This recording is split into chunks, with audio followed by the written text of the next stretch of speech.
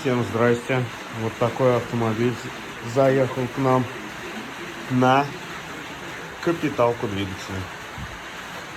Но мы будем делать легкую капиталку. Проверим кольца. Скорее всего, кольца по цели, машина дымит, потому что полгода назад меняли массосъемные колпачки. Вот, хватило на полгода. Вот. Это мотор 1.1 по паспорту. Будет интересно, конечно. Вот такой.